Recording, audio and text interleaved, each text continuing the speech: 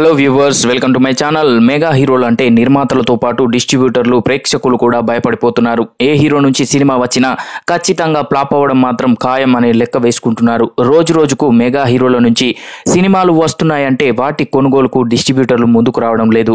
తాజాగా mega prince Varun Tej నుంచి వచ్చిన మట్కా చిత్రం డిజాస్టర్ గా నిలిచిన సంగతి తెలిసిందే. దీనివల్ల కొనుగోలుదారులంతా నిండా మునిగిపోయారు. ఇక తెలుగు సినీ పరిశ్రమలో 4 దశాబ్దాల నుంచి అగ్ర కథానాయకుడిగా కొనసాగుతున్నారు మెగాస్టార్ చిరంజీవి. రాజకీయాల్లోకి వెళ్లి అందులో ఇమడలేక తిరిగి మళ్లీ వచ్చేశారు. ఆ తర్వాత ఆయన చేసిన సినిమాల్లో హిట్ అయినవి కేవలం 2. ఒకటి ఖైదీ నెంబర్ 150 కాగా మరొకటి వాల్తేరు వీరయ్య. ఇక సైరా నరసింహారెడ్డికి భారీగా కలెక్షన్స్ వచ్చినప్పటికీ కూడా భారీ బడ్జెట్ అవడంతో కాస్ట్ ఫెయిల్యూర్ గా నిలిచింది. ఇక గాడ్ ఫాదర్, భోలా శంకర్ వాటి గురించి చెప్పాల్సిన అవసరం లేదు. అవి కూడా ఫ్లాప్ సినిమాలే. బయ్యర్లంతా భారీగా నష్టపోయారు. ఇక పవన్ కళ్యాణ్ పారితోషికం ఎక్కువ కావడంతో అతని సినిమాలన్నీ కూడా క్యాస్ట్ ఫెయిల్యూర్ గా నిలుస్తున్నాయి.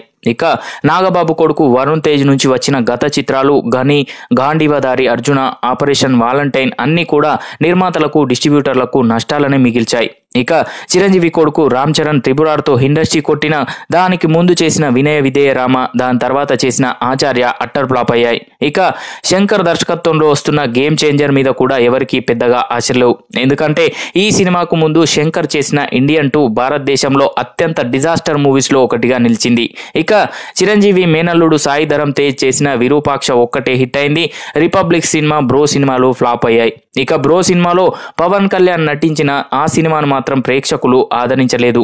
ఇక సాయి ధరమ్ తేజ్ తమ్ముడు వైష్ణవ్ తేజ్ నటించిన ఉప్పెన సినిమా మినహా అతని కెరీర్లో మరో సినిమా ఏది హిట్ అవ్వలేదు. అల్లు అర్జున్, అల్లు శిరీష్ ప్రస్తుతం మెగా కుటుంబంతో సంబంధం లేకుండా తమను తాము నిరూపించుకునే ప్రయత్నాల్లో ఉన్నారు. దీంతో మెగా హీరో ట్యాగ్ నుంచి వీరిద్దరూ బయటకు వచ్చేసినట్లే అనుకోవచ్చు. ఇక రామ్ చరణ్ గేమ్ చేంజర్ సినిమాతో హిట్ కొట్టడం మెగా కుటుంబానికి అత్యవసరంగా మారింది. లేదంటే నిర్మాతలెవరూ వీరితో సినిమా చేయడానికి ముందుకు రాని పరిస్థితి నెలకొంటుంది.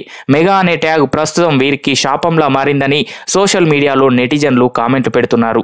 సో చూసారు కదా ఫ్రెండ్స్, ఈ వీడియో కనుక మీకు నచ్చినట్లయితే లైక్ చేయండి, షేర్ చేయండి. మరిన్ని ఇంట్రెస్టింగ్ అప్డేట్స్ కొరకు మా ఛానల్ని సబ్స్క్రైబ్ చేసుకోండి.